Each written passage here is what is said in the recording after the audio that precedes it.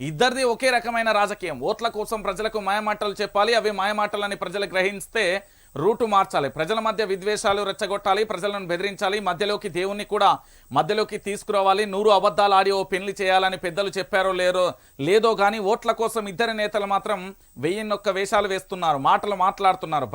భయంకంపిత వాతావరణాన్ని సృష్టించి ప్రజల నుంచి ఓట్లు ఏది డబ్బాలో వేయించుకునే ప్రయత్నం కూడా చేస్తున్న పరిస్థితి కనబడుతుంది. ఇంతకంటే దారుణం దుర్మార్గం ఏముంటుంది? తెలంగాణ ప్రజలారా, మీకు చాలా క్లియర్గా చెప్తున్నా వినండి. నా పేరు journalist Ranjith.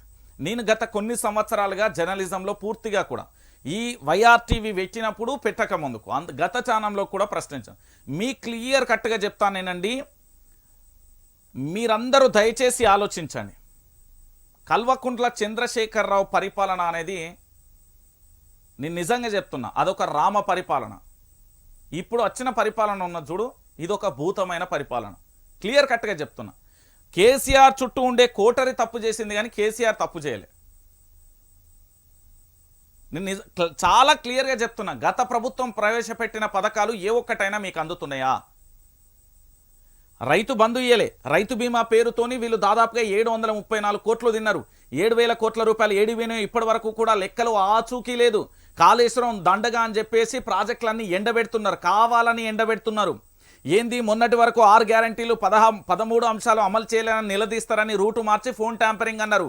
ఏడబోయింది phone tampering? Kaleshwaram మీద ఎంక్వైరీ అన్నారు, ఏడబోయింది? అన్ని దొంగ మాటలు, లంగ మాటలు, లఫూట్ మాటలు చెప్తున్నారు. మీరు గనక గ్రహించకపోతే నేను చెప్తున్నా కదా, చాలా చాలా భయంకరమైన పరిస్థితులు ఎదుర్కొంటాం. నిన్న మిత్రుడు శ్రీనివాస్ ఏంది రోడ్డు విషయంలో గత ప్రభుత్వం శాంక్షన్ చేసిందాన్ని ఆ తండాలో ఇక్కడ వేయాలని చెప్తే తన మీద కాంగ్రెస్ గూండాలు వచ్చి దాడి చేస్తే ప్రాణాలు కోల్పోయిండు. ఎంతమంది ప్రాణాలు కోల్పోవాలి? మనం ఎంతమందిని వదులుకుందాం? ఈ తెలంగాణ రాష్ట్రం అనేది నాడు ఏది 1969లో ఉద్యమంలో 600 మంది రాష్ట్ర సాధన కోసం, 2001 నుంచి 2014 వరకు 1200 మంది తెలంగాణ రాష్ట్ర సాధన కోసం. మరి వచ్చిన రాష్ట్రంలో 10 సంవత్సరాలు ప్లస్ ఎక్కడా కూడా ఏం జరగలే కదా. ఇప్పుడు ఏమైపోయింది మరి? ఎందుకు ఈ దాడులు, ఎందుకు ఈ ప్రతి దాడులు, ఎందుకు ఈ విధంగా చేస్తున్నారు అనేది కూడా మీరు మనసు పెట్టి ఆలోచించండి.